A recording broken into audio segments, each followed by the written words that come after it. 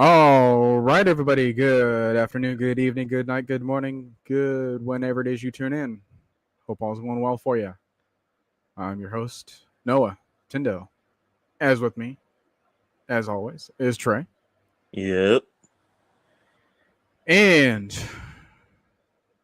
we got ourselves a question that's going to take a while in order for both of us to answer. Right? OGTV already trying to give their take on it, so appreciate that. And let's wait around a little bit until we get some more new faces for us. So as we wait for everyone to trickle in, well, let's take a look at what we got going up for us. Trey, what do you got going up ahead of you? Um. Well, the break's over. I went by kind of fast. Now I'm back in school Monday, so don't really like that. Homecoming's next Saturday though, so get to do that with my girlfriend. Football's getting ready to get back, even though I'm only going to get to play the last game of the season. And yeah, just chilling right now. Yeah, ready for more football. Hopefully, I don't have to go to school irritated, wishing what could have been.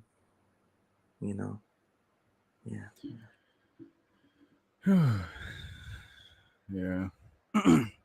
Well, on the other hand, in a couple days, I will be joining Bryce Lewis from Fox 56.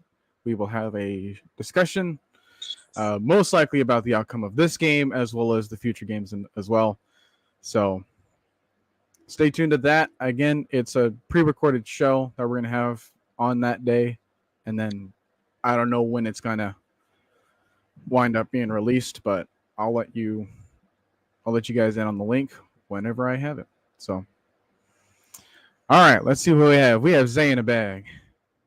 Thanks for tuning in. Lyrics mom, I know what I said on Thursday. Are you ready to join if you if you were called up to the plate? I'd love to have you on.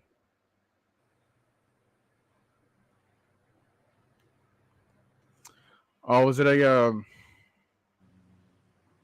baseball game happening right now? I heard something in the Discord. I haven't really kept up with it because I was at work. But Alabama was playing. That's probably what was going on. We ended up well, winning, I of course. think yeah. Well, he was making some messages in the MLB chat. The are the Braves playing tonight? I don't. Well, they might be. I thought they played tomorrow though, because they said the Braves playing. Or they? I don't know. I think they're the playing today or tomorrow, but I know they're playing this weekend. All right. Well, that is all I needed to hear from Kira. Real quick, where are you located in the chat? Like which channel are you going to? So I can get you on there properly.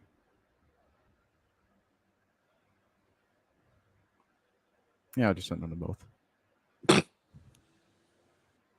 Kill two birds with one stone. Never know.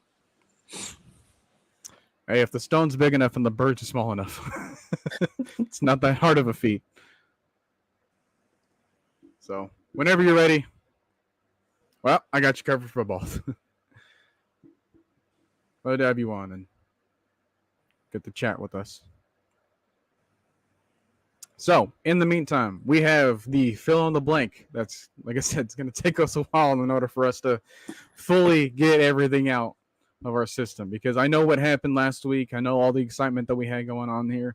I had my Kyle Pitts jersey. I was drinking tea with the Jaguars cup, and I feel, like we can get back on track with it. And then the dang near same exact outcome happened. So, I mean, that's up to you. I I'm not forcing you. I put the link, but if you're not ready, that's also fine. We'll just roll on with the show. So, Still got 13 games after this too. A lot of time. oh yeah, 13 more opportunities. We got another bye week as well. We got to figure out what we're gonna do then. But Brothers, bro.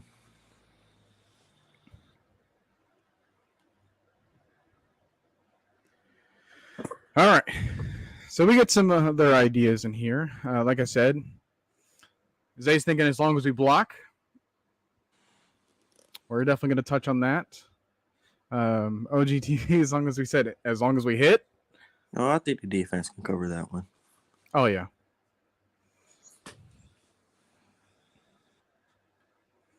I'll come on this upcoming week with you. I'm out at a boring dinner party. Well, we'll hopefully make it a little bit better for you. But yeah, next week will be perfect because, like Trey mentioned, he's at homecoming, so he won't be here. So I will be in need of a guest.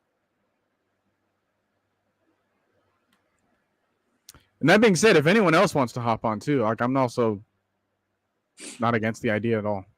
We invite everyone on here. We need every opinion we can get. Just being Absolutely. honest. Also, now that I think about it, not to bring up like old terrible games or anything, but I don't remember the last time we played the Texans. They dropped a 50 bomb on us in Houston. I forgot about that. I don't know why that popped up in my head. Like I just looked down at the name. I was like, dang, Deshaun Watson did go crazy. That's when we had bald headed man, Brady Jarrett with no help. Desmond Trufant and Robert Alford. Bad times. It was a different time. Yeah, way different time. Now we have a top 10 defense. Who would have guessed? We did. But hey. Fourth in pressure rate still. Yeah, too. Top 10 in pressures. Top 10 in turnovers too. Hey. And Ryan As Nielsen. we keep that up, I can't be complaining. And Ryan Nielsen we trust. And I would love to have a defensive coordinator be with us for like more than 2 seasons. Just please let it happen once. Oh, no. See, I think this is why I'm kind of scared of having Ryan Nielsen here. I was like, if he turns the defense around and we're like a top 10 defense for like an entire 2 seasons, somebody's gonna get this dude a head coaching job. I was like, come on, dude, because they do it a lot more with offensive coordinators. But Robert Saleh just got one. D'Amico Ryans just got one. Matt Eberflus got one last year. So they're giving defensive coordinators head coaching gigs. I think the Eagles defensive coordinator just got one too. So The Colts, right? yeah. So Ryan, please be like the Lions OC. He had like 7 opportunities to get a head coaching job this offseason. He was like, "No, I'm gonna stay. Gonna continue building what we built." I hope he's like that because we haven't seen a defense like this since really 2017, maybe even before that, because I don't think the defense was this good back in 2017. They were good, but they weren't allowing. They were allowing like 21.7 points. We were allowing like 17.6 with more pressure. Still ain't getting definitely a bend but don't break mentality we had then. Very much. This one we barely bend. Like we might bend to like the 50, maybe the 45, but after that, it's like you don't really get much. All right. If everyone's settled in, let's get our take on this topic here. Well, I'm gonna let you go first, Trey. The Falcons are gonna win as long as they what? I know that you said that you had 3 different points you want to tack on. If you want to go one at a time, that's fine by me. If you just want to go on a rant or whatever too, that's also fine. So how do you want to do this? I guess I'll go in and get them over with. All right. All right. So first one. We have said this since the first game. We really said this since Desmond Ridder started his first game last year. In every 8 start this man had, we have not averaged more than, I think, 5 plays on our first drive. That is not going to get it done. These slow starts cannot happen. They really cannot. I don't even care if we drive down the field to get a field goal. 3 points is 3 points. We've literally the Packers game came down to 1 point, but hey, still, 3 points is 3 points. If you can just get early momentum, that counts, especially with this defense that don't really allow much. And the last time they faced a rookie quarterback, it was like they were having a parade out there. But yeah, the slow starts cannot happen again. Tyler Algier and Bijan, that's my second one. We got to get this combo back. Bijan has been doing his thing every week. He's had at least 80 scrimmage yards every week. But Bijan, I mean not Bijan, Tyler. Tyler hasn't had over I think 70 rushing yards since week 1, I think, because he had like 16 rushing attempts against Green Bay and had 48 yards. The Detroit game, he got absolutely shut down. Like they put him on a blender.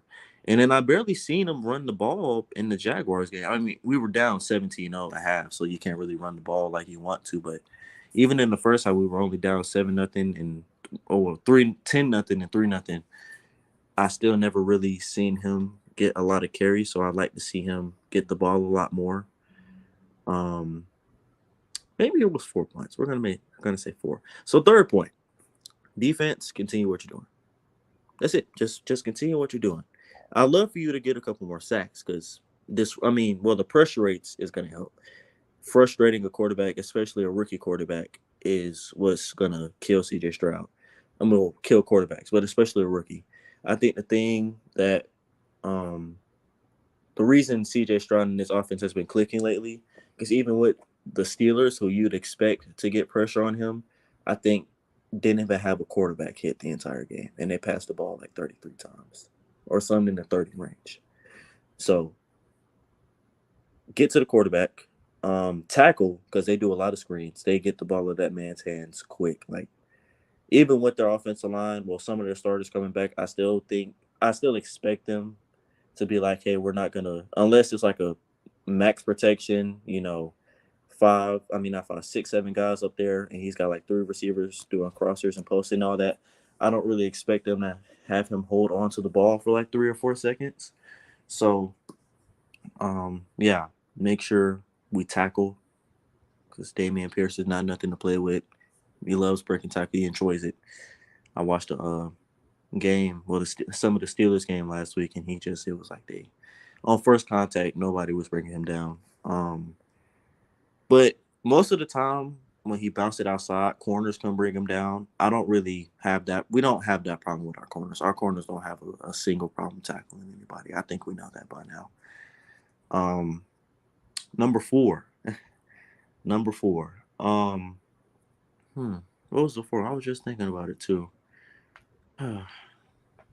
Oh yeah. Number 4, no turnovers. No turnovers. Can't do it. Cannot do it. Especially back to back. Cannot do it. Don't stare anyone down. Don't force anything. If a 15-year-old that plays QB can see that you're staring down a wide receiver, I'm pretty sure a 6-year vet in the NFL can see you staring down a wide receiver, Desmond. I love you. And I really hope, I'm hoping that you get your stuff together and that, you're the quarterback here for a while, because I want to see you prove the doubters wrong.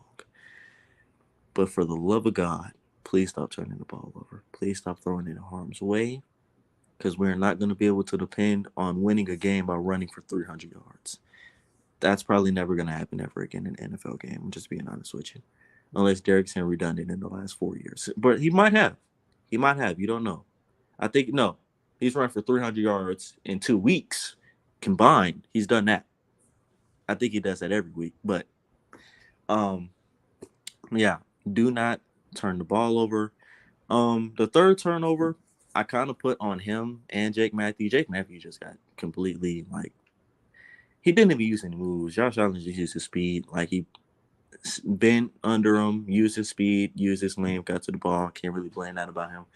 But Desmond's got to read that. You got to step up in the pocket. I'm sorry. But you, literally looking at it and then turning your head and be like, oh, I got to, no, step up in the pocket.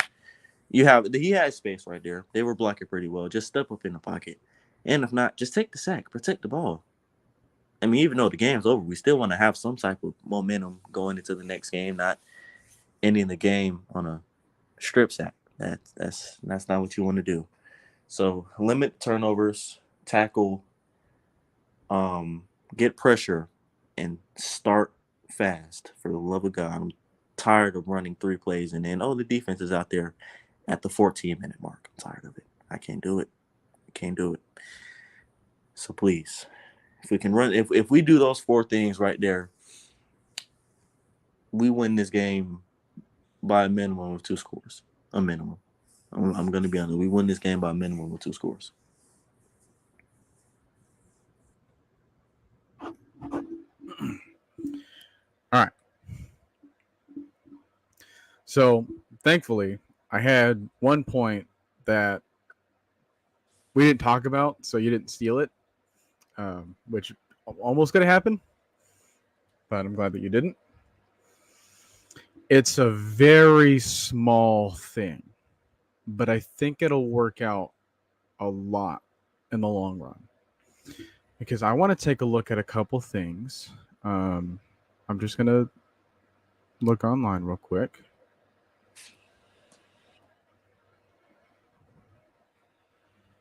And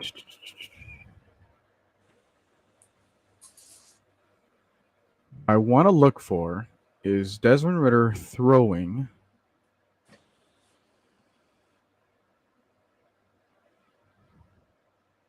Okay, I think this picture will do it.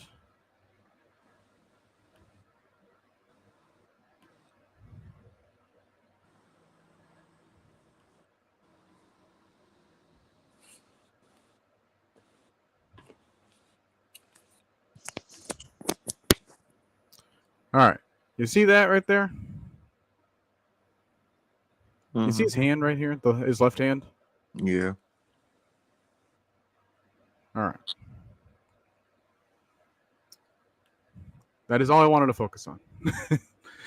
The reason why that's important to me is because what you can do with your opposite hand when you throw the ball is that you can tap the football before you throw it. One thing that I've noticed a while is obviously we've seen some lack of chemistry between Ridder and his receivers. Now, where that can be aided, right? Because everyone wants to point out where it doesn't exist, right? But where do things do exist? Where can you build on this? Like, is there anything out there that can allow a quarterback to be helped instead of being criticized and not having anything to go off of that? Right. Here's my way of helping him, because this is something that I've known kind of secretly for a while, but I didn't realize how big of a factor it could be.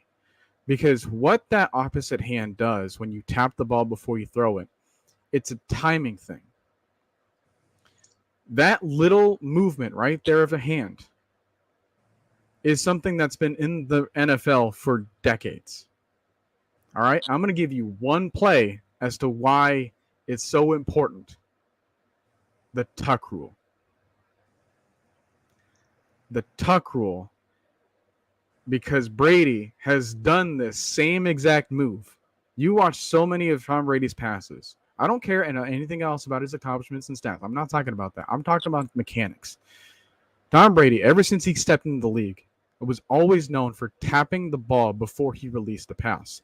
You can even see it right now today with Jimmy Garoppolo.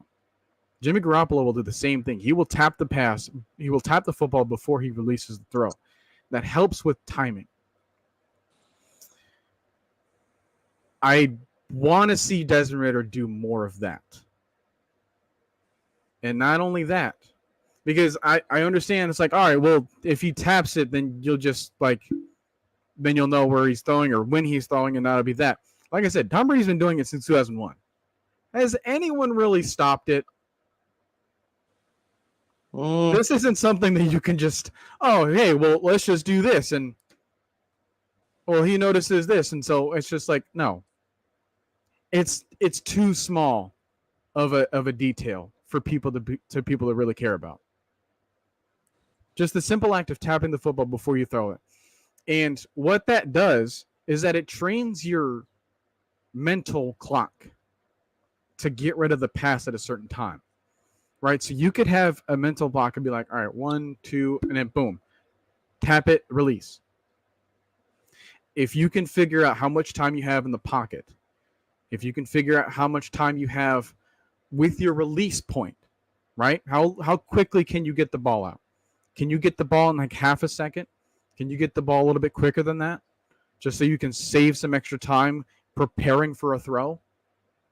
If you can do that, then you can help the rest of the offense function with your timing so that you can help your offensive linemen, so that you can be there and try to get chemistry again with your wide receivers. And more importantly, so that you can get a feel of where you are and where you should be with your pass in practice. Because if everything isn't going right and you're still trying to implement bad habits, this is why we harp on people like Justin Fields with his bad mechanics and stuff. But this is why after years, he's finally showing good signs of being a quarterback again, right? And this is the things that like everyone wants to harp on right now. It's like, oh, well, you passed on this guy. I get that he only won 6 games and 30 tries, but look at him throw now.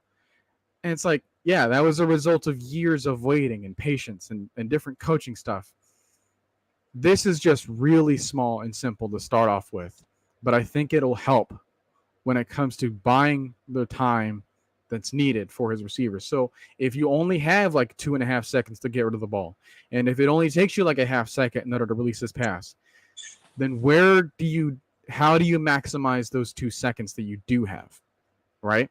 What can you do with those 2 seconds that the defense will allow you to have, right? Because I see CJ Stroud. I see their offensive line. They're missing 4 out of their 5 starters on their offensive line. They have 55 blown blocks in 4 games. The only team that has more is us with 56. That is something to keep in mind, right? They can't protect their offense. They can't protect their quarterback. But what they do is that they make sure that it doesn't matter. Because, hey, you can blow this block. You can blow past this offensive lineman. The ball's out anyways. And they've practiced that. That's what I've seen from CJ Stroud that I want to see from Desmond. I want to see CJ Stroud struggle to get to that point of comfort where he can just like, all right, well, I can make this arrogant throw because I have the time to do it, because I know I have the time to do it, because I've practiced having the time to do it, because I've schemed having the time to do it. Where is Desmond going to get that luxury? Right? Where is he going to get that extra little split second to help him out with his mechanics? He's not really going to, right? So we're going to have to game plan with that in mind. And we just talked about having the speed on the edge, right? Well, I've also noticed that when doing outside stunts from inside stunts from outside rushers, you know, you can end up with a Will Anderson coming around from the outside going to the inside, right? And that's also really dangerous because he's really fast, right? Just like we saw with Josh Allen the previous week. Can get around the corner really fast. Will it matter if we've trained Desmond Ridder to get the ball out in time, though? Because it doesn't matter to them, right? They've schemed it, right? They have all these passing attempts underneath them. That's why he's like top 5 in passing yards. Because they've always done something to let him get rid of the ball quicker. That's something that we need to do. So if we just have something that's really small and really simple, such as like, hey, let's tap this ball. And it's like, hey, if you are too late on the play, right? And here's the other thing. If you got past that tap in your head and the ball's still not out, do something else. It is okay to abandon that initial play call. And that's like really important, especially when you can move. You have 4 or 5 speed. I understand that you're not the quickest guy in the pocket, but you have a long range speed. You have a long stride. All right. You can use that to your advantage, like you've picked up a couple of other crucial third downs for us. If you continue on this path that you're on right now, then we can't make anything work on offense. And unlike everyone else that wants to like harp on you and be all rude and mean about it, I want to be here to help any way that I can. Whatever we need to do. I want something as small as like another small habit to build on early on in his career. So where it's like, hey, no matter what, he at least has a mental clock ready for it. For whatever playbook, whatever play call, whatever decision, he's got something built in him. Because that's not what's built in. It was built in back in Cincinnati, and that's what let him be successful. Where is that now? Because I just showed you where he has the ball. He has the ball, and he has his hands right there. That's a result of him tapping, and then he lets go. So it's something that he already probably knows, right? It's something that a lot of quarterback coaches know. The problem is we don't really have one. We have Dave Ragone. It's something that a lot of other guys in the league have noticed, right? It's a very small thing. And I get that. It's not going to lead us to extra stats, but it might in its own inadvertent way. Never know. So, because I don't want to be here, right? I don't want to be like Matt Collins and be like, who am I to like diagnose and be like, what? You know, who am I to tell you what you can do or can't do at your own position? But I've seen it work before.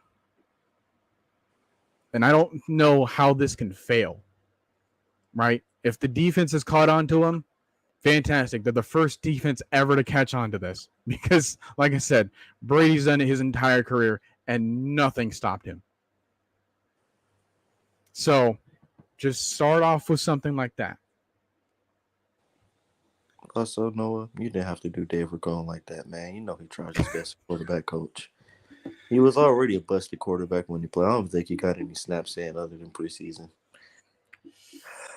Well, you didn't have to go that far either. Just saying, man. That I never really got the idea of the Ragone hire. If I'm being completely honest, I was just like, well, if he was the pass game coordinator with the Bears and the Bears were 32nd in the pass game, why would we hire him? But then it was like, oh, him and Smith coached together before, or they had chemistry together before. So I'm like, oh, so it's a old buddy hire. So I can't really get too mad at that. But still, I wouldn't be mad if we signed a pass game coordinator. I'm just saying. But to be honest with you, after looking at a lot of the games that we've had since he started, we've never really had I don't think we've had wide receivers that could gain separation since the Julio Calvin Sanu days. Those guys could get separation. They knew how to get separation because they were veterans, but they may have been quick. I mean, big. Well, not Calvin Ridley. Calvin Ridley's always been quick. But Julio and Sanu may have been big, but they knew how to get separation. And if they didn't, they were going to be smart in how to get their separation. The thing, like I said last week, is that this offense is very young. The oldest wide receiver we have right now is 27 years old. And he has been a fringe wide receiver 3 or 4. That's Matt Collins.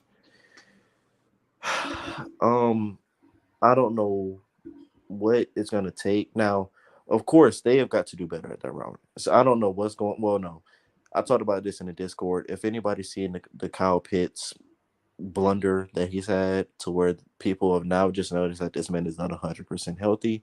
When we've been saying this for 3 or 4 years, we're like, he's not moving the same. He's not even moving the same how he was last year. Like he looks like he's rusty, like he's still trying to get back into it. Guys, from a person who has torn both their ACLs and a meniscus, I'm going to tell you right now, the chance of you being the same explosive, like the amount of explosiveness you had before the injury, is 40-60.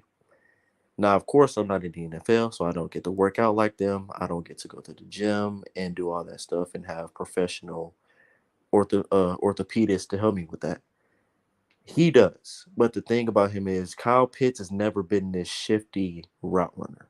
He never has, and after this, I don't think he ever will be. But even in his rookie year, how is he getting open? A lot of his yards came from yards after catch. He was always going to big body somebody out of the ball, or he was going to use his frame to get extra yards. Right now, he's losing his foot. He's trying to push off of people. Like, he just doesn't look the same. Drake, we all know what we got with Drake. He like we said, he's Mike Evans. Now, Mike Evans can get pressure separation if he needs to, but Mike Evans has never been the type of, oh my god, like look at that route, man. He had like 10 yards of separation. He was just like hugely wide open. Like no, Mike Evans has always been. He's gonna outmuscle you. He's gonna use his 6'5", 6'6" frame to just move you out the way. That's the way Drake is right now. Mac is the same way. I want to see, and I hope Arthur Smith pulls this out tomorrow because the Texans defense is a fraud. I'm going to be honest with you. The reason that Texans defense has had so much success the last 2 weeks is because of that front four. That front four has been just absolutely going stupid, especially Will Anderson. And I forgot who the two defensive tackles was. But they've been going stupid as far as pressure wise. Also, their linebackers too. Their secondary is weak. They're nobody. I don't think anybody in their secondary can guard all wide receivers 1-on-1. And to be I would honest, say Jalen Petrie is someone to watch out for, though. and Derek Stingley, those two. Everybody else are weak links. But the thing that's how the 49ers defense was last year with D'Amico Ryan. No one ever said the 49ers had these top 10, top 15 corners. They never did. They didn't even have top 10 safeties. Jimmy Ward is not a top 10 safety. If you say that, get checked for drugs. Jimmy Ward is not a top 10 safety. Okay, I'm sorry. So how do you have a top 10 defense or have a defense that has success without a good or great secondary like we do, where you get pressure? And that's what they've been doing. And that's why I said we're going to have to get this running. Tyler and Bijan are going to really affect this game to how we do in the past game. Because if the run game is how it's been the last 2 weeks, where we're barely getting 2 or 3 yards of pop and they're just putting their ears back, it's going to be very hard to win this game because we are not a pass first offense. We have the weapons to be. We do. We have the weapons to be. That a lot of people. What's the dude name that goes on NBC? Robert King, I think, said back in the offseason that we have the most real, well-rounded offense in the league as far as weapons. We have the tight ends, we have the wide receivers, we have the elusive running backs that can go out to wide receiver or the slot or wherever you need them to go. You have tight ends that can go out to the slot or tight end, or wide receiver or in line. And shoot, Drake London plays a lot of slot when he was in college, so we know he can do it too. He does it a lot here. They end up putting like a bigger corner on him, so he doesn't really get the baby 5'9" to 5'10" corners. Um, so like we have the weapons. I think what it comes down to is how are we going to use these weapons and spread them out and try to keep this defense on their toes. If you notice the last 2 weeks, neither defense that we played has been on their toes. They just, okay, they're going to run the ball first and second down, and they're going to try to pass the ball third down.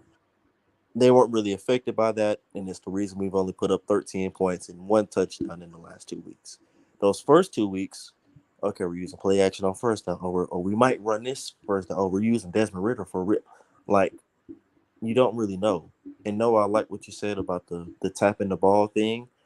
Desmond Ritter, if you notice, has done that on a couple of passes to where they're like, okay, that was a great pass. The Kyle Pitts, when he went up the seam in the second half of that game, taps the ball like literally right on time, like right after he gets past the linebacker, right before Andre Sisto comes in and tries to take his head off. So it's perfect timing. The head top. No, are you good?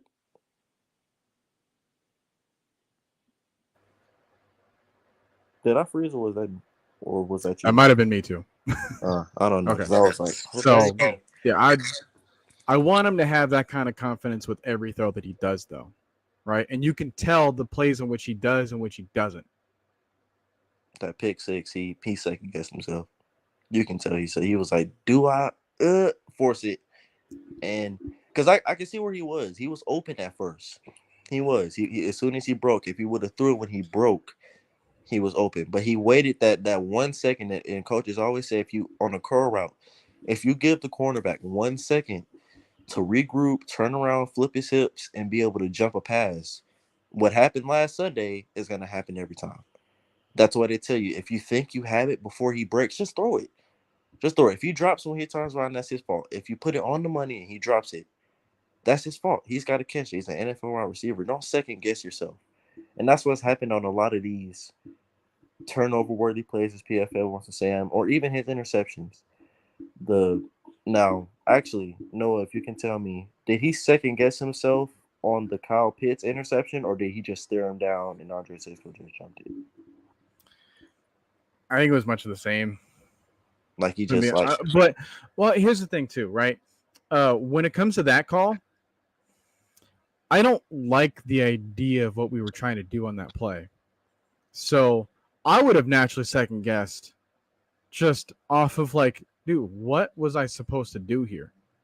Yeah. Because you had Kyle Pitts and Drake London in the same area, right? And when you have a defense that's trying their best to remove those guys from your offensive playbook, then there's a lot of people that are going to be around them. So when you put them in the same area, guess what happens? Shoot, Andre Cisco didn't even have You're to throwing into a lion's den. because Kyle Pitts ran the little 15-yard dig. Drake is right behind him, and then he cuts off into a post. He's not worried about the post because he sees where Desmond Ridder is trying to go. And you can't really stare off the route, the safety or anybody, if two guys are in the same area, basically running the same route until the very last second. Even the London touchdown, like someone said in the Discord, if that gets covered or the cornerback doesn't try to play over top and he plays underneath, where's he supposed to throw that ball? Because nobody wasn't else he like the only route that play? Yeah, he was the only. It was like you either throw the fade or you get sacked. Yeah. Pick your poison, buddy. Yeah, no wonder why Desmond Ridder gets caught. Like, oh yeah, well he's just staring down his receiver. Yeah, when you give him one receiver to throw the ball to, what's gonna happen? Like, what is he supposed to do with his eyeballs? No, the Packers INT, he got hit, so I don't really know what happened that time. But the last two interceptions, it was, and even some of the passing concepts, you're just like, where's he supposed to throw the ball to? Because I understand you can't have every single guy running a good route because the offensive line has been struggling with pass protection. I get that. But literally saying, oh, you have this read or you have nothing is not going to help him. And defenses aren't always going to fall for that. Because that corner is not Derek Stingley. Derek Stingley has been preferably like a top 15 corner this year. You're not getting that on Derek Stingley. I'm going to be honest with you. A fade ball on Derek is probably not going to work. So you have to give him options. And as you've seen in the second half, even on the drive, we drove all the way downfield and then score. When you give the dude options to throw the ball and let him look from read 1 to read 2 to read 3, he's making good passes. When you say, okay, you're either going to throw this or there's no one else to go, he struggles. And you can put some of the blame on him because you're saying, okay, if that's coverage, you can't throw that. But you also have to say, Art, you have to help him with being able to throw it to somebody else. You can't say, oh, you're either throwing it to Kyle or you're not throwing it to anybody, or you're throwing it to Jonu, or you're not throwing, unless it's a screen pass. That is not how it needs to be. That you cannot have that at all. Even a screen pass will have like another route to go through though. Like you have a fade on the backside or something, or a dump off on the backside. Like, still, you can't just say, okay, we're gonna throw it to him, and if that doesn't work, well, we're screwed. You sound like a Pee Wee coach right now. That's what a lot of Pee Wee coaches do. We've seen a lot of plays where screens will get snuffed up by the corner. I'm just like, oh, hey, I've paid attention to this. We've had that happen last year. Like not even last year, against Detroit. Oh, yeah. I tried to move that game out of my brain yesterday because I just didn't want to remember it. But we seen how frustrating screens were. We seen how frustrating screens were last year. Arthur Smith loves some screens with Cordell. Like, oh my God, that was the most annoying thing to have Kyle Pitts, Drake London, and Cordell on the field, and it's 3rd and 7, and you run a screen or a bubble, and it just gets blown up. You're like, what are you doing? Like, spread them out, do something. What are you trying to run a screen for with a 31-year-old? He ain't getting any younger either. You notice he didn't even get any offensive snaps last week. They literally kept that man off the field other than on punt returns and kickoffs. Now, they did do that with Akuda, but with Akuda, they at least, rotated him in. Cordell was like, you're not getting on the field. You're just not getting on the field. Sorry, buddy. Hopefully, they try to include him more tomorrow. I pray they do. I mean, I think I've almost abandoned him already in fantasy. Well, that's why I didn't draft him. Well, to be fair, he was supposed to be my ultimate flex. Yeah. And I already have some other options for that. And I think I'm going to get Cooper Kupp back. So, oh, yeah, he is playing tomorrow. Dang, that helps. Puka. It's crazy. Some people have Puka and Cooper on their fantasy team. And it's just like, how are you going to do that? Because somebody's going to not get 15 points tomorrow. Somebody is, somebody's not. Or they both might. You never know. Because Jamar Chase and T. Higgins, when they played the Ravens that one game, his rookie year, Jamar had like 30-some points. T. Higgins had like 25. So, hey, you never know. You never know. Yeah.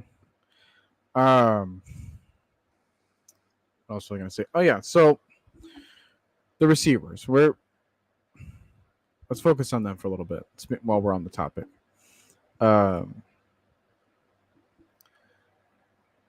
Because I said all that stuff about, like, hey, let's tap the ball.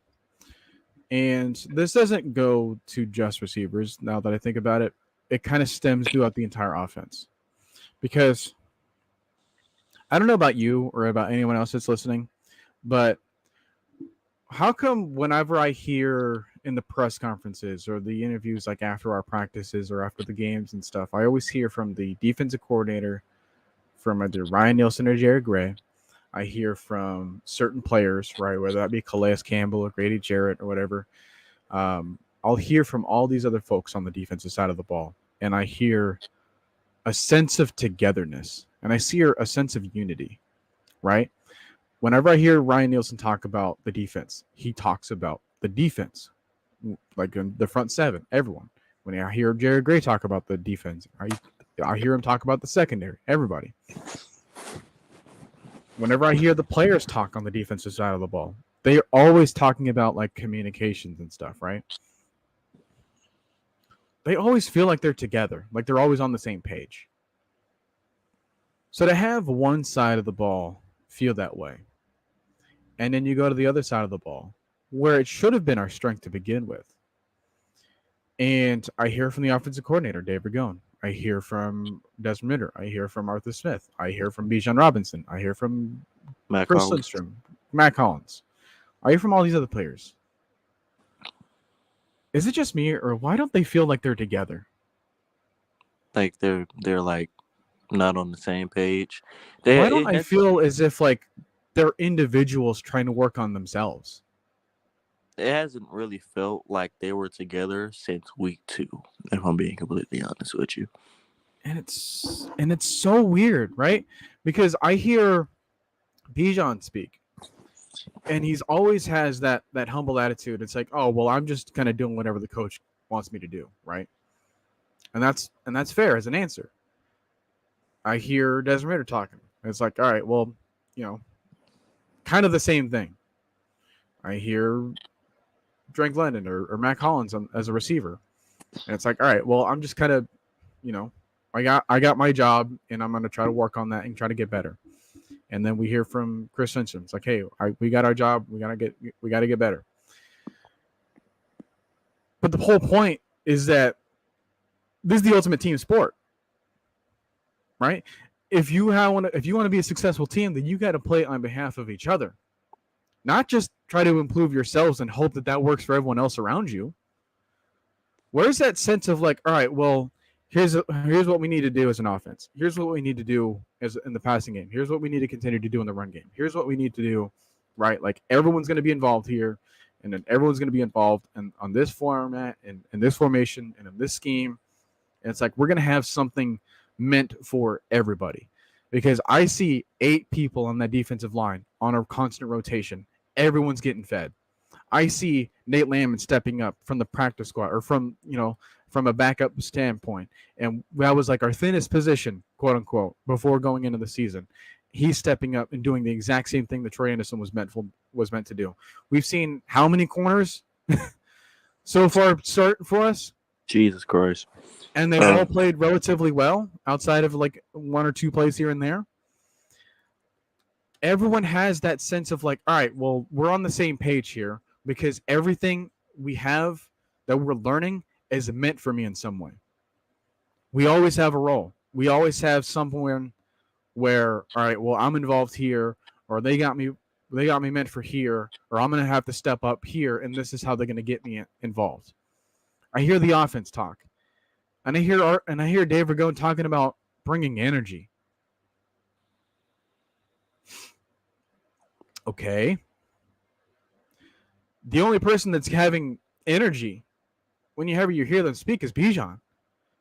And I feel like that's because most of the offense is built around the new toy. How come I don't have that same kind of energy when it comes to Drake London? It's like, all right, well, I got this going on for me, and I got this role that I'm involved in, and I'm going to help out here in the passing game. I don't hear that anymore, but I heard that last year. 2 years ago, we talked about Kyle Pitts, right? How often he was being used. What was he being used for, right? Get him in space, get him in crossing routes, utilize his speed, and then just let him work. We got over 1,000 receiving yards doing that. And now we're like, all right, well, can he do this? And can he do this? And can he do this? Or is he really here? Or is he meant for doing this? And I'm like, guys, we had something that we already had something that worked. He was a Pro Bowler that year because of what we did that worked. Drake London, yeah, I understand that we had a lot of quarterback woes last year. But overall, we had a bunch of things that worked for Drake London. But it's just whenever we talk about the guy in offense, Bijan Robinson was meant to complement the other 2 people that we had. Not completely take over. Yeah. And it's like, all right, think back. Let's rewind a couple years ago when 2021 the offseason happened, right? The year that we drafted Kyle Pitts. What happened that year was that we traded away Julio, right? It didn't happen right away, but we were meant to trade Julio that offseason. Then Calvin really stepped away from the team. So our only options in the passing game became a Kyle Pitts and Russell Gage and Olamide Zaccheaus. Oh, man. We ended up in a situation where, yeah, we had that going on, and we still fought. We still put up good numbers. We still put up some tough competition. We still had some close games. Yeah, we had some stinkers in between. But ultimately, that Cowboys game. And then to think about that too, we were like 30th in rushing yards per game that year. That year too, we had like 84 yards per game that year. We could not. But we had Cordell Patterson. Yeah. So, all right, those were the 2 things to build on, right? And then going into next year, right? Calvin Ridley gets traded. Russell Gage becomes a trader. Olamide Zaccheaus was like the only other person that we had, right? Anyone else that had a long standing was like Christian Blake and Frank Darby. Yeah, we got to have a wide receiver here. So that's why we went with Drake London. He gave us an identity in the passing attack to complement Kyle Pitts, to complement Cordell Patterson. And then we had a quarterback that just couldn't do any of that for a long time. But once you look back at the season that Drake London had, it was sneaky good. So, of his own accord, yeah, I would say that Drake London was being used fairly well. But it was more of a takeover because once he did well, Kyle Pitts disappeared. Once Cordell Patterson did well, everyone else disappeared. Why do we only feel like we're feeding the same kind of person if they have a hot day? And whenever Cordell Patterson got injured, it was Tyler Algier. And whenever he was on, who else was on at the Caleb same time Huntley. with him? I think Caleb Huntley Right. was on It there was now. another running back in the same position. It wasn't anyone else that could complement him. So we needed something else, right? We needed something that would not only double as a wide receiver, but help us in the ground game as well. Enter Bijan Robinson. All right. This was a compliment to what we had 2 years prior. This was a compliment to what we were building on last year. And now that we're having another quarterback that's in the situation where he can try to distribute to as many as he chooses, right? As he pleases. We have one guy that's hot, everyone else goes away. We still have that Actually, problem. And the reason why is because we only rely on the one person that we just recently got to kind of justify getting them at all. I That's feel not how we operate an offense. I feel like that's what Art has been trying to do. You can always tell, because I don't think people understand. Even the coaches hear the press, they hear the media, they hear what's going on, and they hear the trash that gets put on them. You win or lose. So people say it was a dumb idea going running back in the top 10 of a draft after what just happened with Saquon Barkley when the man can't stay on the field to save his life. And the only other running back that's actually complimenting that approving a top 10 pick is Christian McCaffrey. Only one out of Zeke, Leonard Fournette, Saquon Barkley, and him. He's the only one that's actually doing something that's been selected in the top 10 before Bijan. So Arthur Smith here and he said, "Oh, it's a dumb idea? Okay, I'm going to show you how much of a dumb idea it was. So I'm going to force feed him the ball and show how good he is. And then I'm just going to put cold water on my other two weapons. I don't what I'm going to go back to 2019. The Chiefs. I know that is a very different team than what we have right now because of the offense that they have. 2020. 2020, yeah. You have Tyreek Hill, you have Travis Kelce, and I forgot their other wide receiver that they had that year. I keep forgetting his name. Hardman? Oh yeah, and Mecca Hardman. That was their big three. That's your big three. Mecca Hardman's your wide receiver too.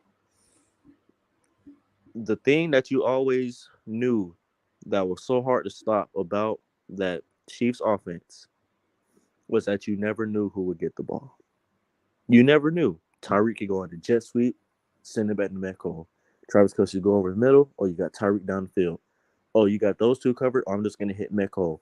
You never knew who was going to get the ball. And they pulled people out of a dumpster that you didn't even know of that would, like Sammy Watkins. They made Sammy Watkins like prime Sammy Watkins again for like 7 games and then the playoffs. Bro, they made But Sammy Watkins someone that the Packers wanted the year afterwards. gave him like a 1-year, $9 million deal. So you never knew who was going to get the ball. Now, I'm not saying we have those type of weapons because we don't have a prime Travis Kelce or prime Tyreek Hill. What we do have, though, is a unicorn at tight end, a big body, future all pro wide receiver. I think he has that ability to do that. You have a Hall of Fame worthy running back if you just treat him right over the next 7 to 10 years.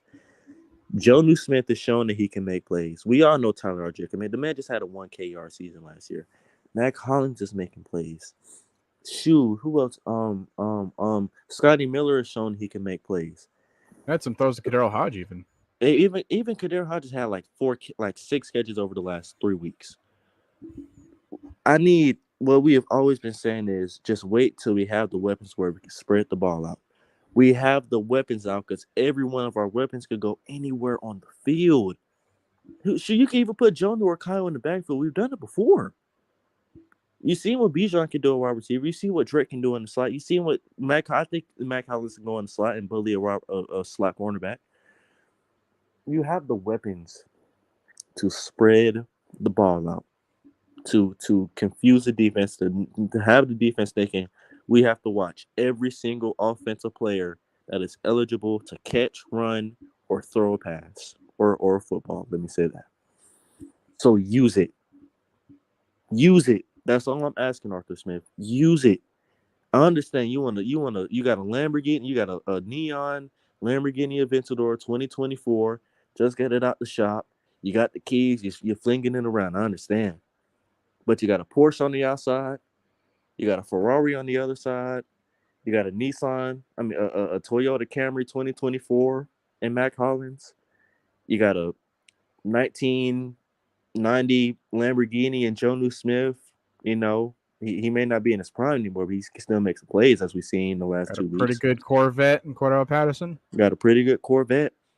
So drive all the cars. You bought all the cars. You spent hundreds of millions of dollars on the cars. Now drive them. Probably not even that. I mean, they're all rookie deals. So Yeah. So drive them. Drive them. And see what happens. because here's the thing, right? This fan base found a way to make it a Desmond Ridder problem. And I've already pointed out the things that he can do to improve. But do you notice how it doesn't stem from him? He is a result, but what's the cause? Right? As long as we figure out what the cause is, then this result won't happen. And this is what we're trying to do. Right? So let's change the cause and we change the result. Because everyone wants to blame Ridder. He's not the cause. Okay? Like I said, we had this problem a year ago. We had this problem a year before that. We had even more problems the year before that with, Baldhead, Gilbert. We still are on the right track, believe it or not. Right? We're still on the right track. I mean, 2 losses in a row.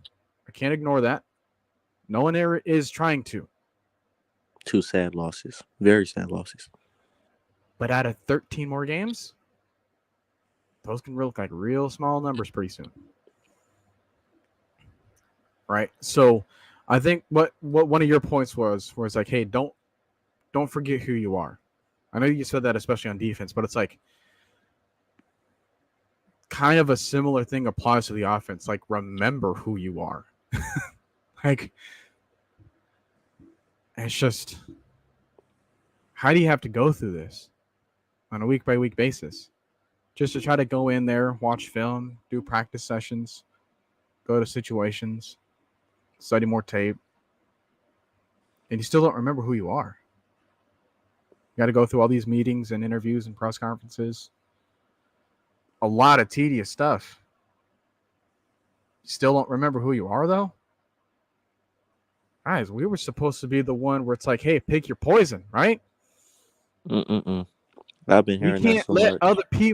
We can't let other people pick the poison if we can't even hand out all the poison that we had made. So, what's the cause? I can't throw anyone else on the hot seat right away. I think it's still too early to tell, especially when we can still have a winning record after the weekend. I can't be too irrational here. Goodness knows this fan base doesn't need an extra person that do that. Oh, Lord have mercy. But it's like, when you remember, man, I wish I had his voice, James Earl Jones. Remember who you are. Remember what we were supposed to be. We will win as long as we remember who we were supposed to be. We can get there by several different causes. All right? We can prove a guy like Jimmy Ward wrong and be like, oh, you think we don't use our receivers? Bet. Here's all these passes being thrown at you. Go ahead and try to defend them. Man, you're not going to stop it. I don't know who Jimmy Ward thinks he is, bro. Does he have a Pro Bowl vote, bro? Need him to stop it, please. Right? So just go ahead and remember what you have alongside of you. It's not just Bijan. It's not just Jonnu. Right? I asked in the Discord, like, hey, who is our top 5 offensive skill positions? All right? Who's our top 5 skill players on offense? All right? I'm gonna let everyone else in the chat give their take on that question real quick. If everyone has the ability, let's go ahead and ask the question in here. Who is our top 5 offensive skill players? because I shared my list with Trey. Trey shared his list with me. But I want to see what everyone else would say. You got a couple names you can throw in there. I want to see if we can try to agree on something here. I think we all know who number 1 is. It's been like no question about that. Who's 2 through 5 though? And in what order would you say? So I'm going to give you some time to think about it.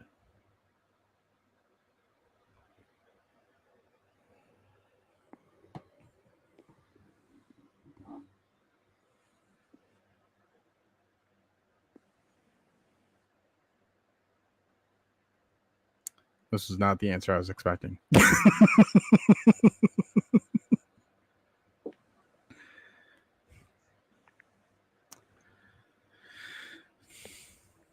Just to let y'all know, these answers vary a lot, especially 3. Well, 2. I can say the first 2 were kind of obvious, but 3 through 5, what I seen in the Discord was very it was very mixed up from the people who responded to it. I don't know. It's just with us. I feel like look all the weapons you have, and being honest with myself, because I'm always keep it real with this team, and I know this team has been struggling the last 2 weeks. But with all the weapons we have on this team, there is no reason we should not be a top 10 offensive team, even top 15. We have too many weapons, way too many weapons to average 17 points per game. The first 2 we put up 20, 23 plus. I'll take that. You regressed. Now, how do you come back? I said this last week. I said, how are you going to respond? They didn't respond last week. They responded by laying down and getting tapped on the head. So you just flew to Detroit. You got tapped. Just flew back to Atlanta from Detroit. Flew to London. Got tapped on national TV and on Toy Story. You were on Toy Story and you got tapped. So you're back home. You hear the media. Justin Fields should be a better quarterback than Desmond Ritter. We'd be a thousand times better on offense if Justin Fields was our Lord and Savior quarterback. Desmond Ritter's a bust. Desmond Ritter can't do this. This O-line sucks. We need to trade Kyle Pitts. Kyle Pitts is running cardio out there. We don't know how to use Kyle. We don't know how to use Drake. We can't use Bijan. Bijan's overrated. I know they're hearing all of this, and I know it's circling through their head. We don't use our wide receivers, right? We only run the ball, right? So, for once, y'all have got to go out there and step on their necks from the first play of the game and do not let up. Put your foot on the gas pedal and do not let up. Get mad, get angry, whatever you got to do before the game, tonight, in the morning. Eat some Sour Patch, eat some lemon heads, drink a Fanta strawberry if you need to. But get mad. Get a backbone. You had 2 teams bully you. Straight up bully you. I'm going to be honest. They bullied you from the first play to the last play. And they laughed about it. And they had fun with it. So now is your chance to go back in your house in front of your fans with a young, hot team coming in there thinking they're just all that. Prove them wrong. And prove to the NFL why we are not just why we're not an inconsistent team, why we can get to the playoffs without the money we put into our team in the last 3 years and all the draft picks we put into our team in the last 3 years. Show it today and keep it going from tomorrow to week 18 and hopefully in January. But to be honest, I never want to say it's a must-win game in week 5. You never really want to say that. But I feel like this is a must-win game. Not just for the fans, but for the team to get their confidence back and it'd be like I know this team can go out there in any given Sunday, go win a game. But this game you gotta show it, you gotta win it, and you gotta win it good. That reminds me, one of the things that you mentioned. I didn't think about it because I brought it up at my coworkers because they hear a lot from me. Let's just say that when I'm not on here, don't worry, I'm still talking. um, but yeah, I wanted to test something real quick because one thing that I kept hearing over and over and over and over and over and over and over again is that we never use Kyle Pitts. So I want you guys, right after you guys gave me some top 5 things, I'm not ignoring it, but I want to think about this real quick because when you make this list, right, it's interesting where you put Pitts because for Nathan here, he was the 5th name he listed. For Corey, he said it should be the 1st name he listed. For Trey, it was the 4th person he listed. Everyone's got something different so far. Right? So, let's take a look at something real quick. In 4 games, I don't know if you've looked this up already, Trey, but you can be a part of this as well. I might have. How many targets has Kyle Pitts had? 21. Don't blurt out the answer right away. Don't blurt out the answer. Well, I want everyone else to guess. Well, it might have been more than that actually. It might have been more. Hopefully it doesn't hear you. I know Jonah was a close second though. Very close second. If you've been paying attention to things and looking up things. So if he's never been targeted, how many targets does Kyle Pitts have? Now, if you did hear me, now see what that ranks against everyone else's targets on the team. We'll do that, and then we'll do something else. So I want everyone else's guesses first. How many targets has Kyle Pitts acquired in 4 games already? For someone that we've never used. And all he does is run cardio out there, getting in shape.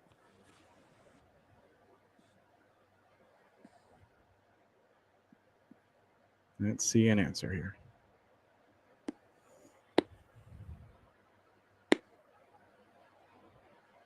Which, I mean, while we're waiting, since you've kind of been in the injured position, how is cardio for that leg on the recovery basis?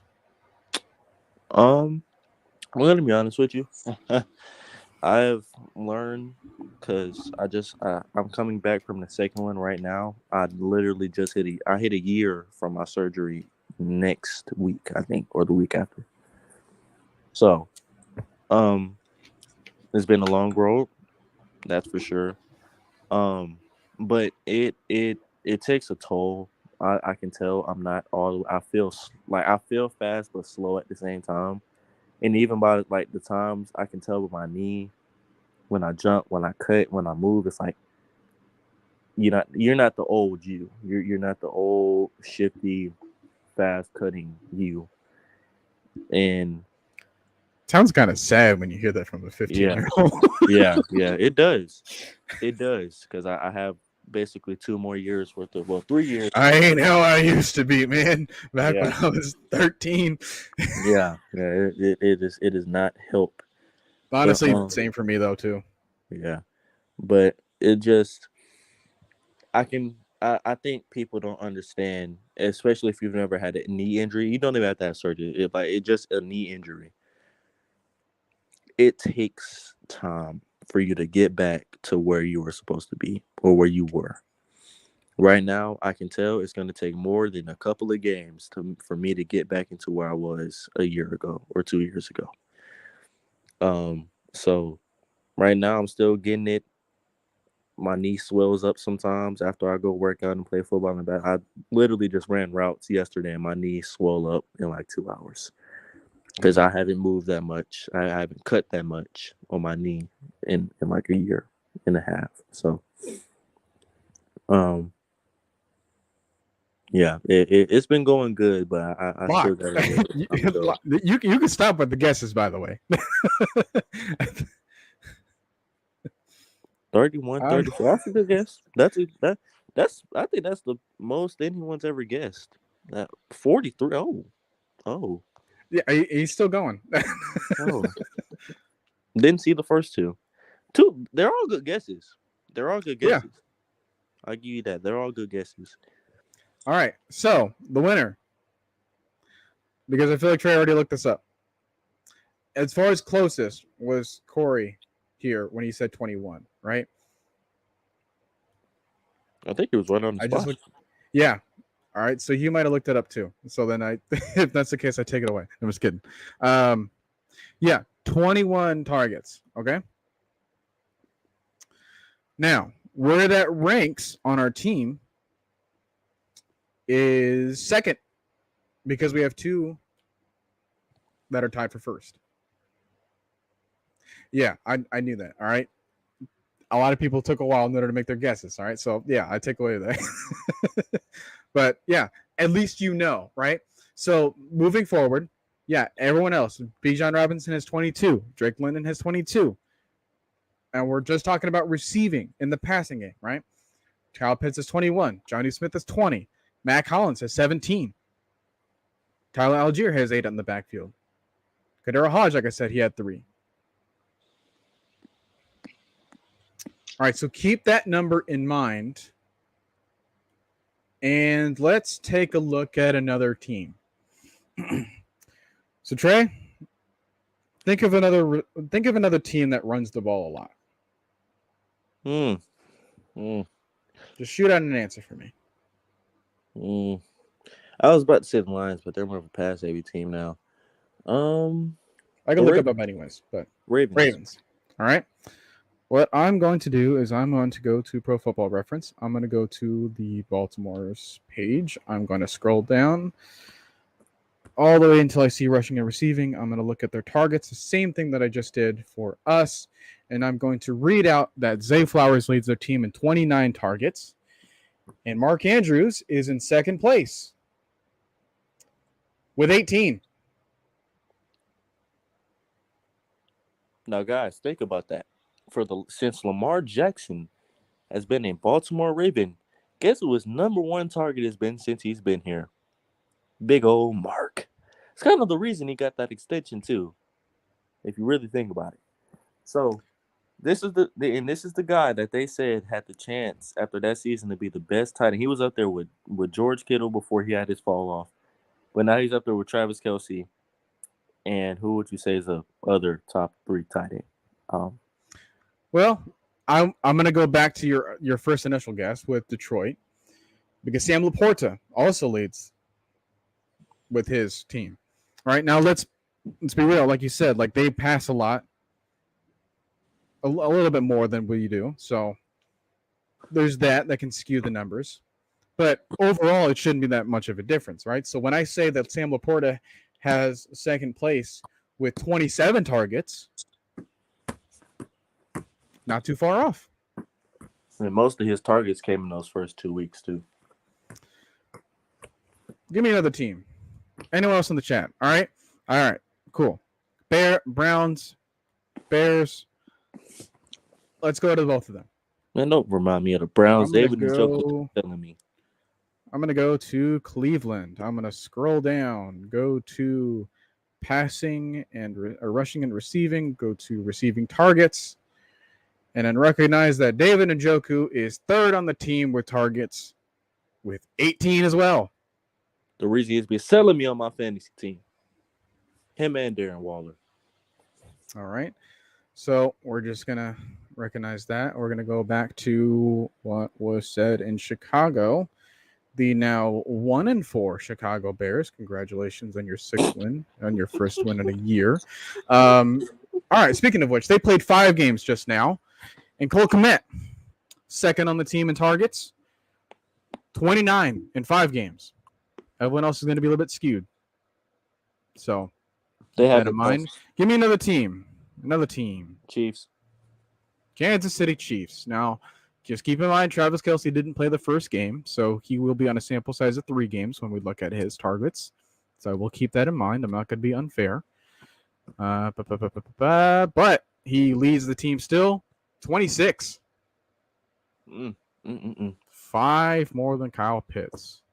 Let's go. I got another Give me team. another team. Let's go to the struggling Cincinnati Bengals. Struggling Cincinnati Bengals. They sit there at 1-3. They pass the ball a lot. I mean, I don't even know if they're good at it anymore. But let's take a look at where.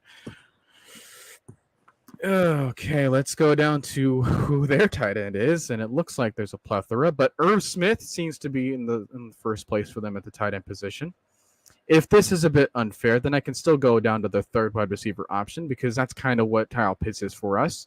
So Irv Smith for their wide receiver for the tight end slot, I'll say that he has 9 targets, but I know that's not really fair for him because they pass it to the 3 wide receivers. They're mostly on the field, so let's go with them. Tyler Boyd is in third place with 27.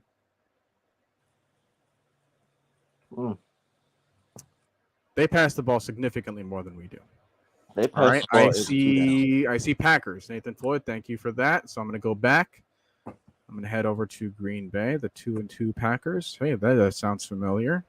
I wonder who helped them with that record. Anyways, let's go down to Luke Musgrave, a star tight end on their roster who has a grand total of 16 targets.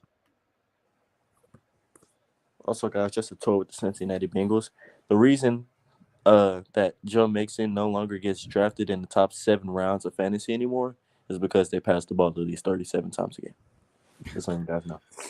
Jay Diaz mentions New England, so let's go over there because they got Hunter Henry. He can do pretty well. He can always help you out in fantasy in a pinch. So it comes as no surprise of which he is second place for there with 23 targets. 2 more. Wow. They also have Mike Gesicki, by the way, that has 13. He is on the Patriots now. I forgot about that. Yeah. All right, Nathan Floyd brings out another team, Jacksonville Jaguars. I feel like we're kind of straying from the path of like running offenses, but let's go ahead and do this anyways, just for kicks and giggles, because Evan Ingram was someone that we just faced. Someone that I said that we need to keep in mind with. And Evan Ingram, second on the team, just behind Christian Kirk with 29 targets. Guys, the guy we traded, where's he at? Where's Mr. Red at? Because I need that second round pick. TJ Hawkinson on a very pass-heavy Vikings. I can tell because I have Alexander Madison on my fantasy team. Also has 30 targets for their second place, TJ Hawkinson. Didn't even have to look it up that time because Justin Jefferson, I want to say, is like 43 already. Jesus Christ. Just something to keep in mind. Any other team that we can want to point out there, right? I'm going to throw out another one. All right, Chargers. I was going to mention the 49ers, but let's go with San Diego. How about we just do both California teams? Let's do that one. Let's do all 3 of them. Why not?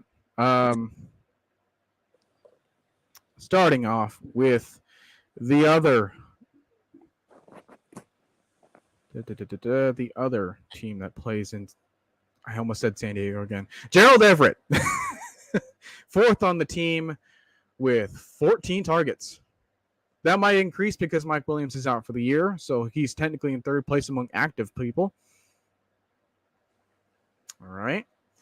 And let's go back to, what did I just say? San Francisco.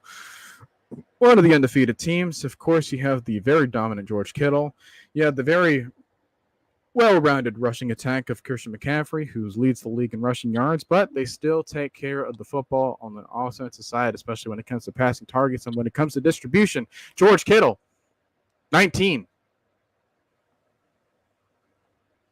targets. George Kittle hasn't been George Kittle since 2019. Also, someone that I have on my fantasy team, so I'm very well aware of his lack of production in comparison.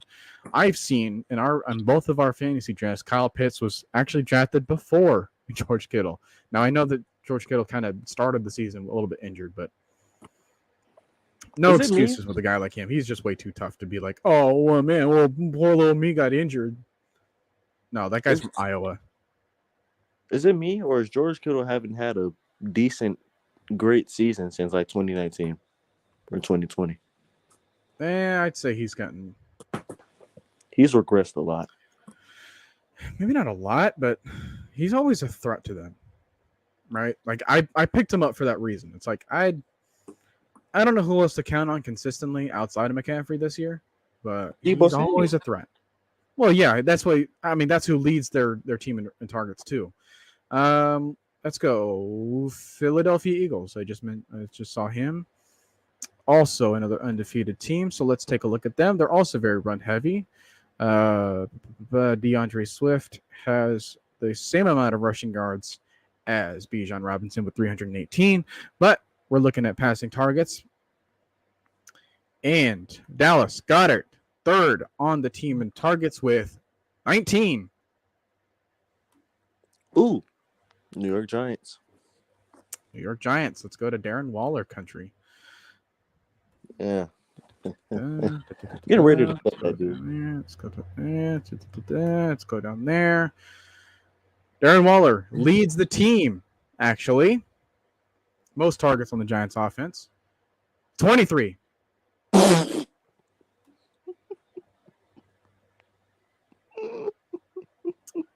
You can't be serious. He can't be serious.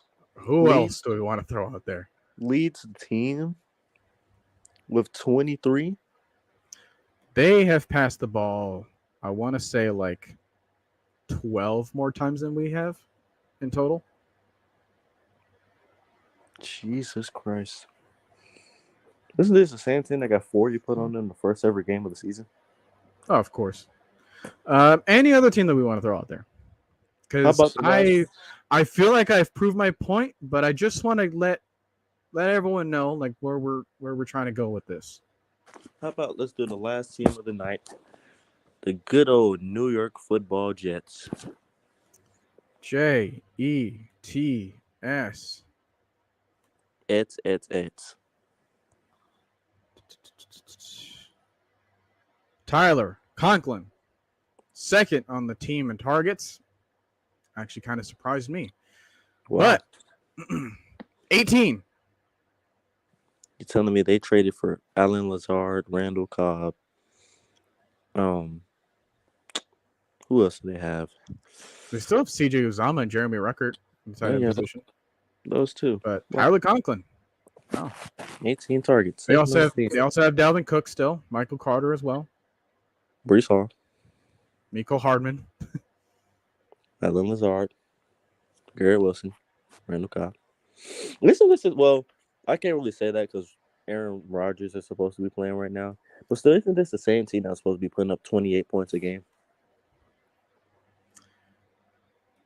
Yeah, let's go with the actual team that is kind of averaging that much.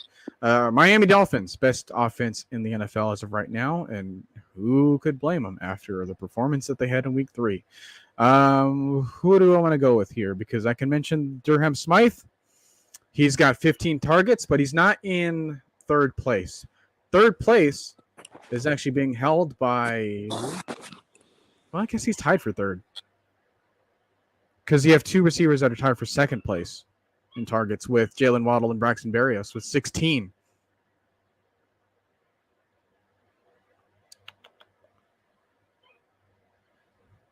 Good amount of distribution there, I will say. Because Tyreek Hill has 40. Everyone else has like 16, 16, 15, 15, 10. Kind of easy to do when, you could just kind of throw at your own peril. Why did Miami get Claypool? I'm not a Dolphins fan. Claypool. You got Tyreek. I am not a Chase Claypool fan. Is he supposed to be like the red zone threat? Because they've been struggling a little bit in the red zone. Is he supposed to be the big bodied red zone guy? Dolphins struggling in the red zone? Never heard of her. Because I think a lot of their plays are like 40-yard plus plays or 30-yard plus. A very dominant Buffalo Bills team. All Dawson right, that Knox. is my last guess because I see Dalton Kincaid, first round pick from this previous draft class. 17 targets. Where's Dawson Knox at? Underneath him with 13. Mm. So what's that the average of like 3? Dawson Knox will have like 4 targets a game. I think you But get the point here, right? Like, if we're going to sit here and complain about how he never gets thrown the ball, how he never gets used, how about you just take a look around the rest of the league and realize that no one else is that far off from him? the only guy you can say has a You big gap is throw TJ him the Hawkinson. ball. Yeah, and like I said, like they don't really run the ball that often, so I understand the inflated numbers that are there. Because we want to have the identity of running the ball and doing whatever we want on the offense and just like physically beating down the opponent. Vikings don't play that game right now. Vikings are a finesse team. We And don't the want to be finesse that. is not working at all. So you look around and any other offense, any other third receiver threat, right?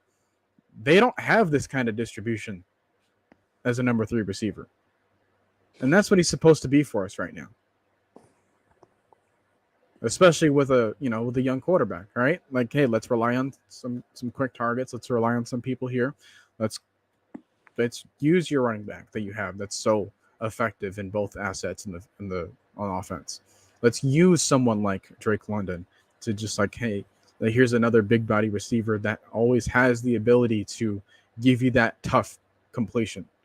Because we're trying to give it to Mac Hollins, but in those 17 attempts at throwing to him, he only caught like 7 or 8 passes so far. The other ones were like awful drops. So, and then there you have Jonnu. It's like a reliable person for Arthur Smith. And it's like, hey, Arthur Smith, congratulations. You actually remembered to use someone in the offense that you had years ago. Wow. Who'd have thought that you can have someone on your offense after signing him or trading for him and then getting 95 receiving yards? What a day. Can we say that about anyone else? Because he's like 30 yards away from matching Drake London's entire season so far in one game. I want to be able to have that kind of like, all right, we're distributing the ball, and this is the result of that. Because we have 4 guys that have 20 targets. And like I said, we're not even supposed to be throwing the ball that much to begin with. But since we are anyways, might as well try to divert attention to each other. We seem to be doing that. But where is it paying off? Just have to connect on it. I think that's what it is. Because a lot of those targets are turning like with Drake London. Let's think. First game he had 1 target, 0 catches. Second game he had 9 targets, 6 catches. Third game he had like 6 targets or 7 targets, 4 catches. And then last game he had like 7 targets, 3 catches. So I think when they start connecting on these passes, and the broadcast said it last week when we were playing the Jaguars, what's going to make it harder to run the ball is if you cannot connect on these 20, 30-yard deep shots that you're trying to connect on. When you start connecting on those, or you start connecting and making big plays, 15, 20-yard plays, that's when the defense will be like, okay, back. Let's take it out the box because they can pass the ball. Let's make it a 7-man front. Or they can really pass the ball. Let's make it a 6-man front. We already know we can dominate the run game when it's an 8-man front, but imagine what it'd be like when you only got to block 6 people. Or when Bijan does have to juke out 2 people or break 2 people. Just to get back to the line of scrimmage. Just to get back to that's what I'm saying. Like, and shoot, Tyler, you can see, we've always known Tyler wasn't this shifty, elusive guy. But what makes it so much harder on these bruiser backs that's built like him, like even Derrick Henry. The reason Derrick Henry and why we call him an alien is because a dude that's 6'4", 250 pounds should not be able to stutter step and move that quickly. He moves like a shifty back sometimes. Tyler Algier doesn't move like that. That's why we call him a tank, because he's a tank. Tanks don't move and swerve. They go one way or the other. They do not shift, turn, juke. No, they go one way. And when you're trying to go one way, and that one way is filled by three people, I don't think you're gonna get very many yards. So until we start connecting on these deep shots and connecting on these 15, 20-yard shots that we're trying to complete on, people are just gonna start stacking the box. It's gonna stay these with these 8-man, 7-man boxes. As well, we can't connect on anything. Until we start doing that, that's when you'll see one people's yards and catches going up, but also now, like that first game, hey, we ran for 210 yards, we threw for 237 yards. No one's stopping this offense like that, and especially given the fact that 10 points were taken away from us that game. Well, 7 points with the Matt Collins touchdown. That was a touchdown. I don't care what anyone says. That was a touchdown. So, given the fact that you can run and pass and combine yards for over 400 yards, and your defense is going to step up and hold a team to under 20 points a game. As soon as this offense gets to clicking, the team is going to become nearly unstoppable because you're not going to break this defense all of a sudden. This defense is going to go from worst to from worst, well, first to worst, especially how they know that there is no stepping off the gas throughout the game. Ryan Nielsen has said that. He proved that the very first game we were up 24-14. So, oh no, we're still gonna blitz. Oh no, we're still gonna play man coverage. We're not playing prevent. We're not playing. No. We're gonna play exactly how we've been playing the entire game. We're gonna be physical. So the defense isn't gonna let up all game. Now it's time for the offense to start clicking. The engine's there. You see it some drives. You see it some plays. The engines it's. You ever seen a old car in the cold? You try to crank it up and it just that's what we're doing I've right now. owned the car like that. Oh yeah, me too. My dad had one like that. But we've been like that. You see it on drives where we're moving, and then the engine goes. We go to E. If we can keep it on full, or we can crank the car up and drive it for a little while. Oh, this team is going to be unstoppable. I'm telling you right now, this team is going to be unstoppable. And this is why, like, I'm going to look at Nathan's question here. Look at, do you think a veteran center like Ben Jones would help the O line? I call me crazy here, but I think we have everyone we need to make our offense work. We just got to get those pieces to understand each other.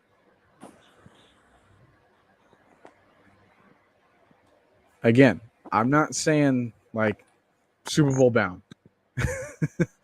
Goodness knows, after 2-game losing streak like that, someone like that is very delusional. I understand that. But what we just talked about, what we just spent like an hour and a half working on, is that we have everyone that we need. We just need them to figure out together. That's how we win. Even with the Ben Jones signing, you mess up the chemistry. And I don't know if people have been seeing like 2 or 3 bad plays from Drew Jarman. Drew Jarman's been playing very well these first 4 games. He's had a couple miscues, of course. He's not perfect. He's not Alex Mack. But for the most part, like we've asked since last year, he's got his snaps up. The snaps aren't at somebody's foot. He's blocking very well. He looks like he's gotten bigger over the season, so these nose tackles aren't absolutely bullying him anymore. And he looks a little bit more comfortable. And you can tell the chemistry's there. Now that you can't really tell because he's been sacked 17 times. But as soon as they can get it to gel together and we can run the ball in the first half and we can pass block the whole game, that's when you'll start seeing it. Like we said, since Arthur Smith has been here, we've never had an offensive line that has just had at least 2 years to gel. Last year we had 3 off left guards. 3 left guards. That in the first year, who was that? Right, Caleb McGarry was struggling. I think Alex Mack, that was his last year. Or no, we had Matt Hennessy playing center, and we had like a couple of randoms playing left guard. I forgot their names. But like I said, this offensive line has never really had the chance to gel completely. And now you add Matthew Bergeron to that, so now he's in his fifth game. You know he's gonna have his struggles. So give it till about because it's kind of what happened during last year. The offensive line was struggling a little bit in the early part of the season, but you kind of seen week 7, week 8, week 9, and from beyond that, we had a couple of games where we didn't allow a sack. Had a couple of games where we didn't allow the pressure. Had a couple of games where we were rushing for 100 and 200 yards instead of just 170. So give the offensive line some time. I don't think we need to panic too much over it. I mean, like I said, it hasn't been amazing so far because 56 blown blocks in 4 games is not what you want.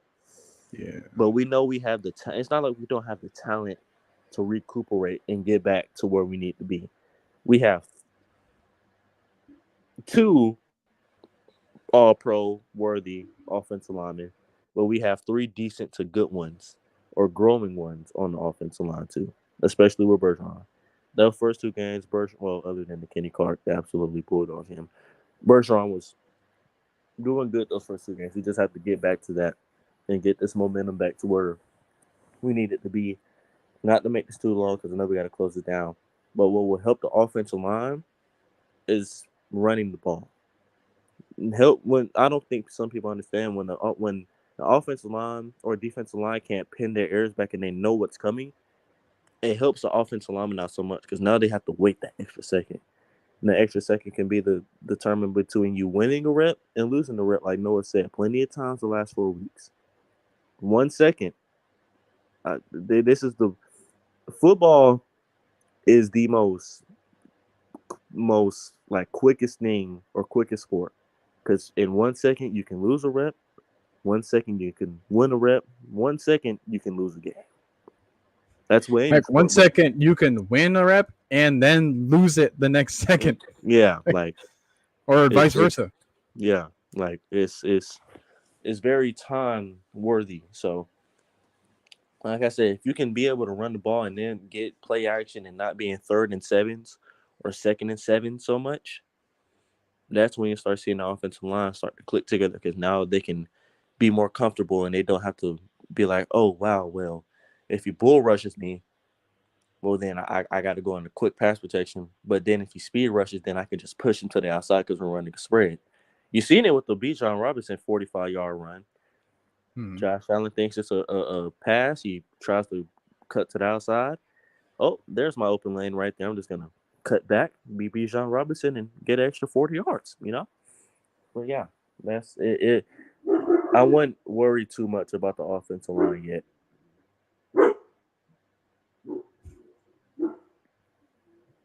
Speaking of dogs, they're up 44-13 going into the 4th. Oh. Well, I guess that's what my dog is. You got a fan right there. Yeah. I feel like some people in this chat are just a little bit louder than that, honestly. I have no idea what he's barking at, but you know, 1-year-olds do this. Probably watching the game. Yeah. 1-year-olds do this a lot. I'm starting to notice. Before you start closing, I'm going to go check on him right quick. Yeah, go ahead. And then lastly, I don't think anyone else has mentioned this, but this is a home game. We can still keep the streak of like, hey, Desmond Ridder doesn't lose at home. Hey, you know what? Go ahead and give it to him. So, like after all this, we still have the possibility to be like, hey, we fought through it and we're 3-2. But we got to be there. All right. I know some people that are going to that game. They should be showing out. I respect them for that. And you can tell, like, hey, when we talked about bringing energy, fans got to do it too, right? They got that to feed off of. right? A lot of these offensive players, they've talked about how the fans will help them, right? Whether it's like one extra delay a game for the defense, whether it's one extra false start for them when they're on offense, right? Whether it's whatever you want to consider, the players will feed off of that energy. And I said that week 1 last year, and it still rings true. So don't let up just because. Don't let up. All right. Because here's the thing. Even after all this, even after you want to have, like, you're just tired of the frustration, you're tired of all this, and you're going through that fatigue where it's like, all right, well, it's another week and I don't feel confident in losing and winning this game, and it's like, yada. Guess what? The people that you're either trying to root for or gave up rooting for a long time ago, they still got to play through. They don't give up on the season.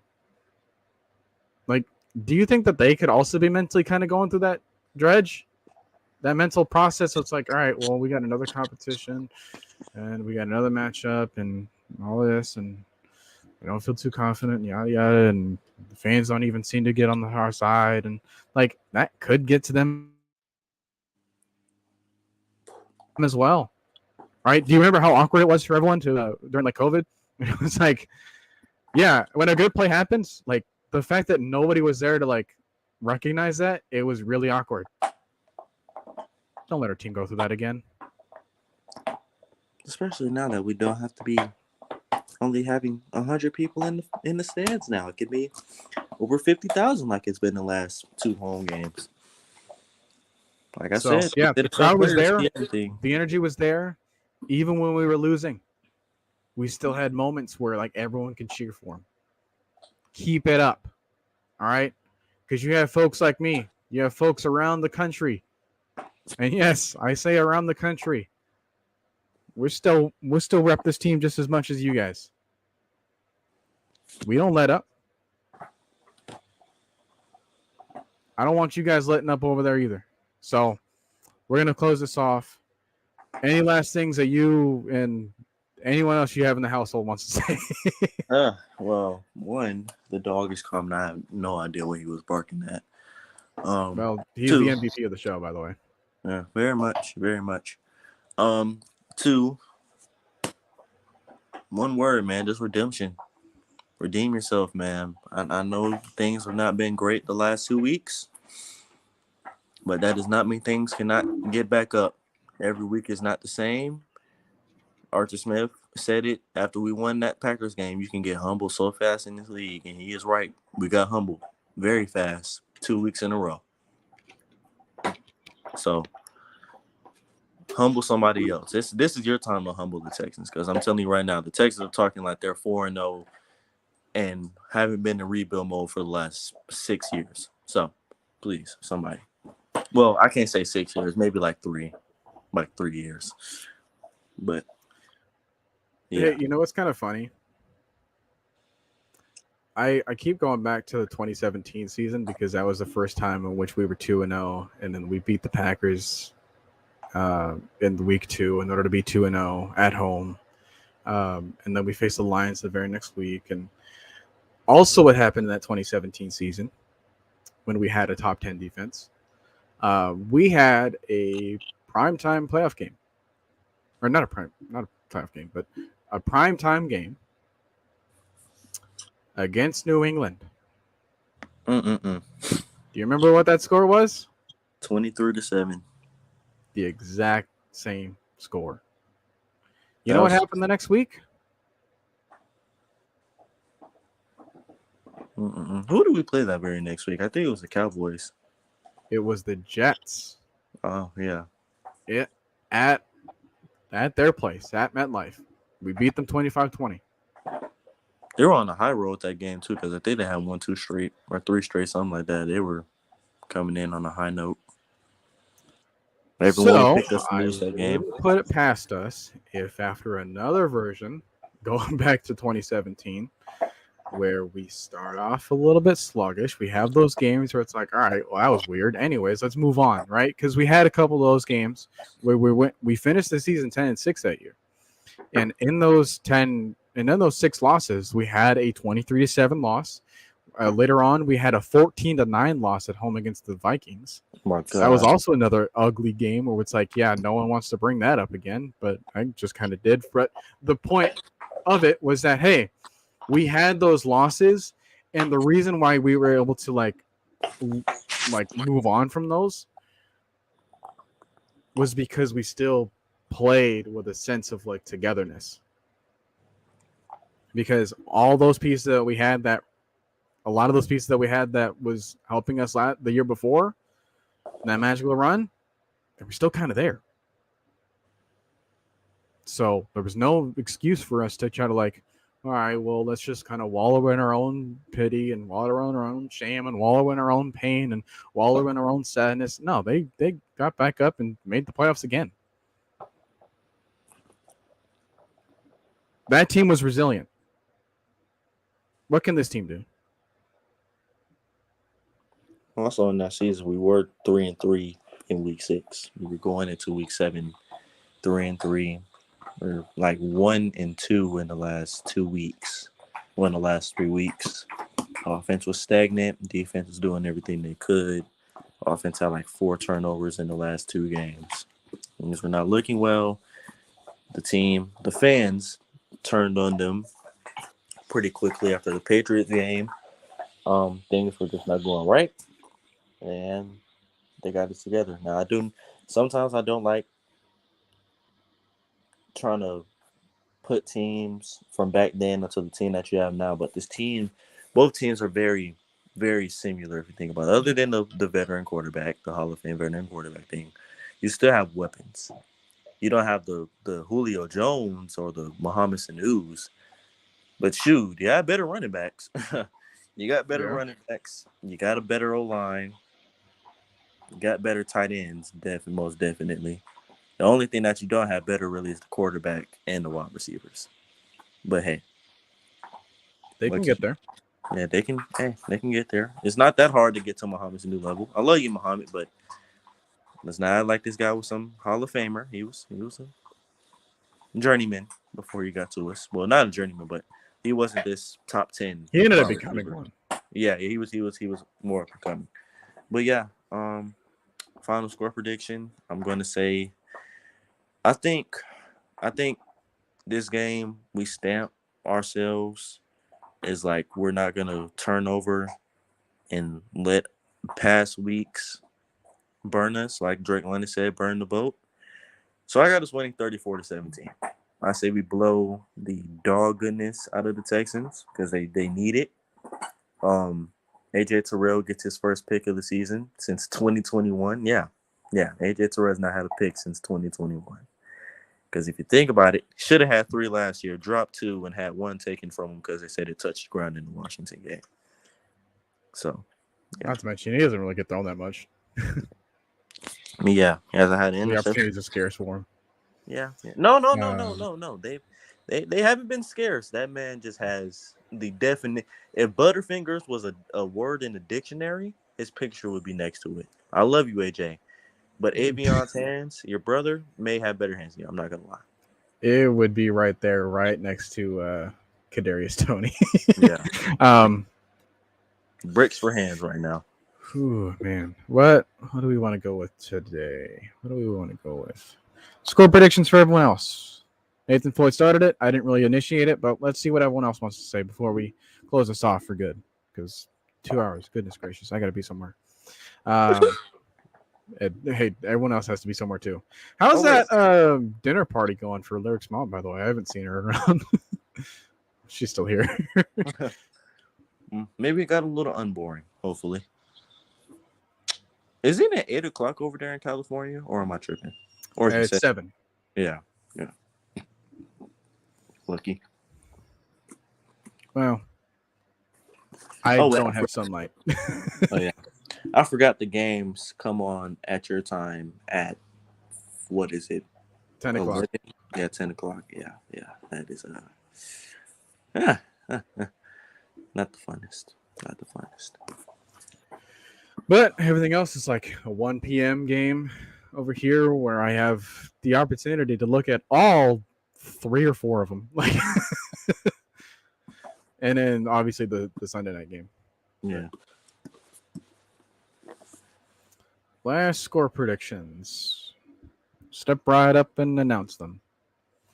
I think what I want to go with is because I keep hearing that defense speak, right? It's like, hey, we just let up 16 points. Let's give up less. They gave up 10 points already this season. I think they can go back down to that.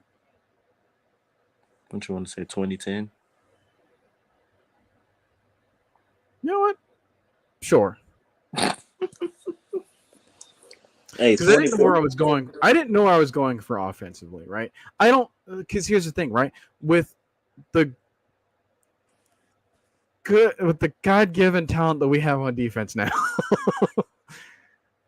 I don't have to be so scared when it comes to us holding on to any kind of lead that we have. Right? We just got to get that lead again. But once we have it, my goodness, like they want to be in that position to hold on to the lead for us. So I say go ahead and get it. However, we try to start off that lead, whether it is 3-0 again, whether it's 7-0 to begin the quarter, 14-0 after the first two drives. You never know. Or defensive touchdown. They haven't had one since the 49ers game last year. I want to see that. And that was around the same time right now. What was that? What was we? Week I think 6. we were 3. Yeah, that was week 6 because we played the Bengals next week, the next week, and week 7. So yeah, that was week 6. So a little week behind, just a week behind. It could happen. It can happen. Yeah. Right? With Nathan Floyd saying, hey, if AJ finally gets his hands fully clamped on the ball, or if Bates gets the opportunity, 3 for 4. you got your picture right there. Like they're rolling. So I mean, honestly, we only need to score 20 points in order to win this game. That's all If you really think about it. Yeah. I trust our defense in that much, and I know that the Texans have gone on this like weird streak of like getting back-to-back 30 games. The thing is, before we shut this down, because I see their vulnerabilities because it's very similar to what we have. Yeah. The thing is, though, they haven't faced a good secondary. The Jaguars secondary is ranked 28th. The Steelers is ranked 27th. So it's not like they face some top-tier secondary. They just face top-tier front sevens. They haven't faced top-tier secondary. Now they're facing both. Or just in total. In total. Now they're facing both. But neither one of these teams have been able to play man coverage against them, and that's what we do best. We are a man coverage team. If anything, if we can't do nothing else, we can still play some press man coverage because we have the corner for it, we have the safety for it. So that's what I'll say. I say I don't care what they have. 20 points for us on offense wins this game.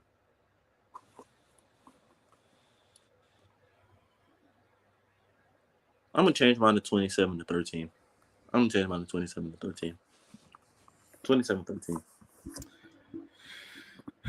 And that'll do it for tonight. I know you guys have other things going on, so I don't want to keep you on too long because I don't want to keep myself on here for too long. All right, but I just wanted to let this opportunity happen because, like I said, Trey's not going to be here next week. I got another thing going on the following Monday, so I want to get a lot of this stuff out so we can have more of a natural conversation without a whole lot of narratives going into it.